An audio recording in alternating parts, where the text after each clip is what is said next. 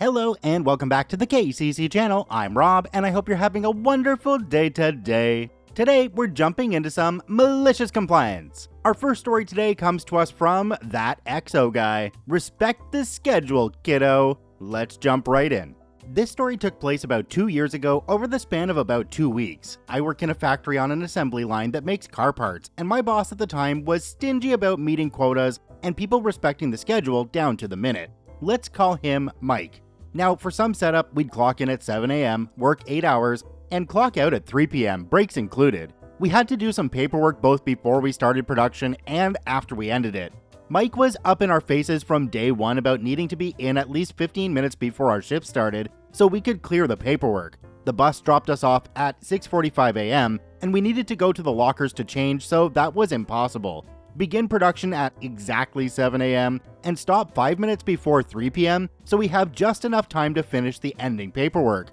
But he, of course, had never done that paperwork himself and either didn't know or didn't care that it actually took closer to 20 minutes. Now, that paperwork was essential. If a shift didn't do it, they'd get chewed out hard by quality control. And combined with the fact that Mike was strict about the quota, 8 hours just weren't enough to do everything they wanted. It was closer to 9 hours, but I said, fine, I'll let it slide, and started coming to work with my own car so I could be early and also stay 15 to 20 minutes over to finish up. I wasn't reimbursed for gas, I wasn't paid overtime for coming in early and leaving late, but it stopped the near daily arguments with Mike, so I relented.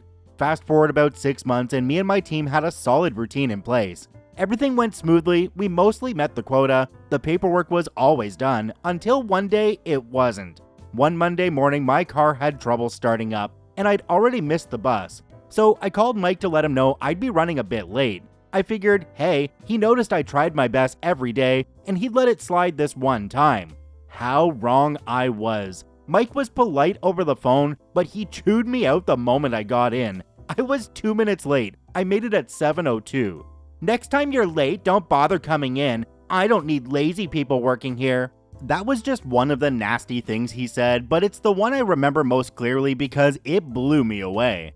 He used me being late to guilt trip me into working copious amounts of overtime that week, and I accepted just to appease him. I wasn't a very confrontational person, so I always took the path of least resistance in an argument. And long story short, the overtime left me so drained that I overslept Friday and was late again. This time, I made it in at 7:03. I should fire you right now for this. I already gave you a warning Monday, was the first thing he said to me when I came in. Sorry, I was just too tired. I foolishly tried to defend myself.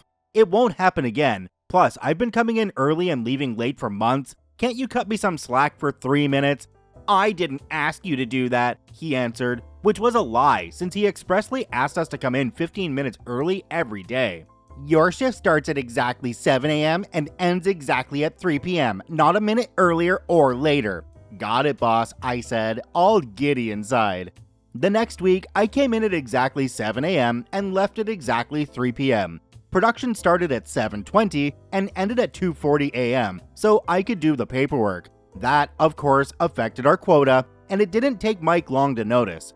We argued over that as well, obviously, but I reminded him of what he said earlier, and it actually shut him up. He tried to get me to relent and start coming in 15 minutes early and leaving 20 minutes late again, but I just laughed and said, nope, not my problem. But the story doesn't end here, because of course Mike tried to pull more crap with me. He tried to get me fired for this, but it didn't fly with HR. His write-ups just bounced when he sent them further up the command chain, but he noticed something that I didn't. I clocked in a few seconds after 7. We used an electronic log with individual access cards, so he passed a new rule that he planned to enforce retroactively. Only full hours are paid. If you clock in or out too late or early, the hour gets cut. He came to confront me about that the following Monday, a few minutes after I got in. Hey XO, I noticed that you clocked in too late every day last week, so we'll have to cut 5 hours from your payroll, he said with a smug grin. This took me aback a bit cause I'd never heard of that rule before and I saw others clocking in at the same time as me, so I just stared at him in shock. He clearly derived pleasure from this, thinking he finally bested me. I'd have my pay cut for my insolence.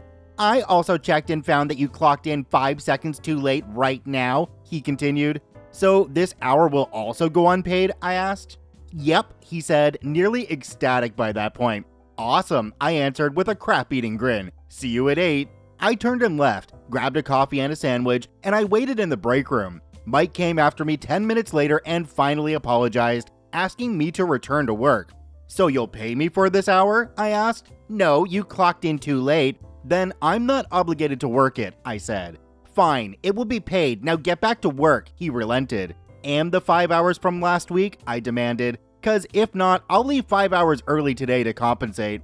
He looked like he was ready to strangle me with his bare hands, but he accepted. I got back to work, those hours were paid, and we returned to our normal routine of me coming in early and leaving a bit late. And Mike never bothered me for being late a few minutes ever again, though it was a rare occurrence. For the 2 years I worked under him until he left, I still worked there. I was late maybe 3 more times, but he couldn't stand my guts and actively avoided me after that point. I know that this story isn't very impressive, but I'm still proud of it and still brag about it to this day whenever funny stories from work come up in conversations. Now, because the majority of our viewers are from the USA, I'm going to read something from the comments that stuck out to me. It says, in the United States, clocking in and out is a formality in timekeeping on hourly shifts. As long as you can prove you were doing something essential for the job, or even working during a period, you are owed for that time. They have no option. You must be paid for it unauthorized or authorized. Obviously, you can be disciplined for doing unauthorized, but they still have to pay you. If you're doing paperwork at 15 minutes before shift that is necessary for the job, congratulations, you're working, and you must be paid for that time even if you aren't on shift. And your state labor boards will be very interested to hear from you. Another one mentioned down below an interesting situation. They said their wife works at Disney and they were paid an extra 15 minutes every day to get from the parking lot to their work site because of the size of the work area. That's obviously a special case, but it might be something to look into if you have a really large work site. Going back to the story, if OP wasn't paid for seconds into the shift and they took off the whole hour, then OP could just go to HR and say, hey, look at all the unpaid overtime I did, and now let's get a paycheck for that, shall we? Do me a quick favor, have a look down below the video. If that subscribe button's still red, it means you're not actually subscribed to the KCC channel. Please hit that subscribe button for more daily Reddit stories. Our next story today comes to us from Wafer 2016. Medical clerk made me stand outside in 104-degree heat, so I staged a mini revolution. Let's jump right in.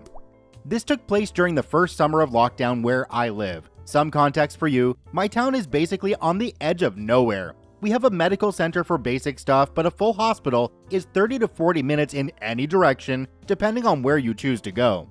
With that in mind, we get people from a huge surrounding area that go to our town center for tests, simple medical exams, etc. Maybe as many as 50 small communities use our center on a daily basis, so it is constantly busy. The center itself is quite small compared to hospitals in the city. The various clinics and a basic ER take up most of the space, with an area by the front doors for the public to sit in if they're waiting for a ride or someone is visiting a doctor. It is that waiting area that is the cause for my story today. One day during the first summer of lockdown here, I had to go to the medical center for tests. Some things to know about me: I am challenged with multiple disabilities. I am legally blind, have significant mobility and balance issues, and a rather severe heart condition. As such, I use a walking frame and travel using the city's provided disabled transports. That particular day, I had finished my tests early and had 45 minutes to wait until my transport was scheduled to return to pick me up. I figured, no problem, I will just sit in the waiting area and, well, wait. I shuffled over to the seats with my walker plainly evident and was confronted by a new sign: staff only. Say what now? I looked around at all the empty seats and vacant tables and turned to the clerks at the entrance. Can I please have a seat in the waiting area until my transport comes back? No, it's staff only. You need to wait outside. I can't stand for 45 minutes waiting for my transport, gesturing to my plainly apparent walking frame that I was clearly leaning heavily on. Not my problem. There are benches to sit on outside. The benches are full, and we are supposed to be social distancing, not cuddling up to random strangers on a park bench. If you want, I suppose I could let you take a wheelchair out and sit in that. And how am I to manage a wheelchair and my walking frame at the same time? Again, not my problem. If you want, you can call center management when you get home. Are we done here? I guess we are done, huh? And went outside to find a spot to wait. Well, I stood outside for the 45 minutes while the sun beat down on what turned out to be a 104 Fahrenheit day. As I stood there, I noticed that there was a line of patients growing steadily longer, also standing outside in the heat, waiting to be let into the building. Some looked fit, but let's face it, nobody comes to a medical center because they feel 100%. Most of them looked quite ill, and some were looking pretty faint by the time they got through the doors. By the time my transport arrived, I was badly sunburned, thirsty as hell, exhausted, and feeling more than a bit faint myself. My driver was shocked and insisted on walking me to my front door when he got me home to make sure I was okay. Shout out to all the transport drivers, you guys rock. The rest of the day was a complete loss. I spent it drinking water, sleeping, and nursing the burns on my shoulders and face. I was a right mess. The next day, however, I was pissed. I had plenty of time to recover and to think, and I kept coming back to that line of patients standing in the heat. The more I thought about it, the angrier I got. Malicious compliance. The words the clerk so smugly said, "You can call center management when you get home if you want," danced through my sun-baked brain like a mantra. I called center management. What followed was a half-hour conversation with the sweetest lady. She was so nice and so upset when I told her all that went on the day before. She was especially concerned when she found out about the line of people waiting outside on what turned out to be one of the hottest days we had that summer. After our talk, the manager promised to look into it and get back to me. Now, normally that's sort of a brush off, right? Not so with this lady. 2 days later, she called me back. Turns out, she had spent the day before sitting at the clerk's desk observing things that went on. Things like patients being forced to stand in the rain waiting to get into the center, patients being poorly spoken to by the same clerk, and the cherry on top, at one point a tiny elderly lady tried to sit down in the waiting area, and the same clerk ran over and rudely shoved her aide and snapped "staff only" with her boss sitting right there. The manager went over, tore down the signs, apologized to the lady, and helped her to a seat, then took the clerk into her office for a chat. The results: the center was immediately restructured, staff were moved into an unused gift shop, the waiting room was returned to the public, and best of all, the registry desks were moved so patients no longer had to stand outside, waiting to get into the building. I never saw that clerk there again. I know this isn't as exciting as most stories on here, but knowing I was part of making those things so much better for so many still makes me happy. Dang it, I am proud of my mini coup. Ha ha ha. Viva la resistance and all that crap. Now, I'm guessing it was somebody really high up in the company that originally put that mandate in that they wouldn't be using those waiting rooms, they would close them down and have people stay outside. These people really high up aren't the ones that are there on a daily basis, seeing the people that are using the services and understanding why they need to sit down. In this case, the clerk took those orders and went on a bit of a power trip. She didn't really care for anybody, and well, she's not there anymore. So OP wins. Congrats OP on making it a better situation for all those people that would have had to stand outside. Our next story today comes to us from Best Zigs NA. Wax on, wax on. Let's jump right in. I used to be a human resources specialist in the Army. At the time of this story, I was about 19. I generally did my job well and passed my fitness exams with flying colors, but I was very socially awkward back then. If there was a joke being made, I was the butt of it. I was basically Radar from MASH, but less endearing and no ESP. I was also frequently on extra duty. Extra duty basically extends your workday several hours past when everyone else goes home. It was a punishment for constantly being late, which was a statement I was making because the office clock was 5 minutes fast and nobody cared enough to have it fixed. They never fixed it. I even got in trouble for being 5 minutes early because 5 minutes early is 10 minutes late. During extra duty, I was given many meaningful tasks like scrubbing and power washing concrete for no reason, painting entire offices for no reason, picking up pine cones for no reason, sweeping the parking lot for no reason, and my most hated chore of all, buffing. Every night I buffed the same floor. Every night I applied several coats of finish to the same floor. I applied over 20 gallons of floor finish to that cerulean kitchen-sized tile floor in just a 2-month span. And it was never good enough. Every morning, my company first sergeant would come in and say the same thing. "What the hell have you been doing all night, Ziggs? If I can't see my reflection, it's not good enough. It should be like looking in a mirror. Bear in mind, I had no clue what I was doing, and they didn't really give me any detailed instructions. I had no idea which buffer pads to use, how much finish to use, how many coats were needed, etc. One night, I was approaching my breaking point because I had just stripped the floor for the first time the previous night and nearly passed out, when he decided to throw me yet another curveball. You ever wax a floor before, Ziggs? He hands me a can of wax. No, First Sergeant, I haven't.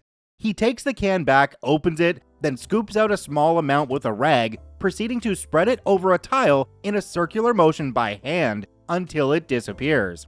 I did not make a Karate Kid joke at the time. I was too busy explaining that I didn't have enough time to do the entire process, plus tile by tile waxing, before the night was over. He didn't care. I got the usual response to my protest: get it done. You want me to fully buff, finish, and wax a floor in roughly the same amount of time it takes me just to buff it, and with no prior experience or instruction? Cue malicious compliance. I didn't bother asking how much wax to use or how many times I should go over each tile. I didn't want to know. At that point, I didn't care. What I did know was that skaters often wax curbs in my hometown to allow the skateboard to slide on it, also known as grinding. I sped through my usual buffing and didn't even bother with more than one coat of finish. I then broke out the wax can and rag and began my new task. I waxed that floor. Then I waxed it some more. I waxed that floor until my arms ached, and I waxed unevenly. Some areas got way more wax than others.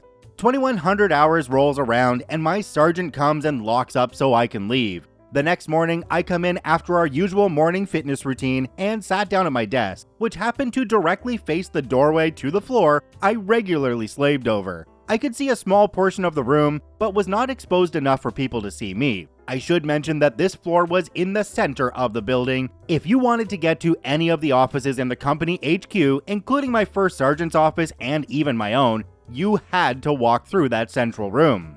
As it turned out, quite a few people needed to walk through that room on this particular morning, and they were met by some rather challenging terrain. It was quite comical to see people in combat boots slipping all over the place, like they were walking on ice, then gingerly trying to walk across like they needed walkers. But the best part was when I heard the frantic squeaking of boots, followed by a "damn it, Ziggs, never let him wax the floor again." And that's exactly what happened. Never did get feedback on the reflection though. Now in case you're wondering, OP did add on at the bottom in parentheses, no fellow soldiers were injured as a result of this. Going back to the clocking in and clocking out, does the clock being 5 minutes fast mean that OP was allowed to leave 5 minutes early every day? They didn't add that into the text, so what do you guys think? Comment down below. Check out all 3 OPs linked in the description down below. I thank you for watching, I hope you have a wonderful day, and we'll see you tomorrow.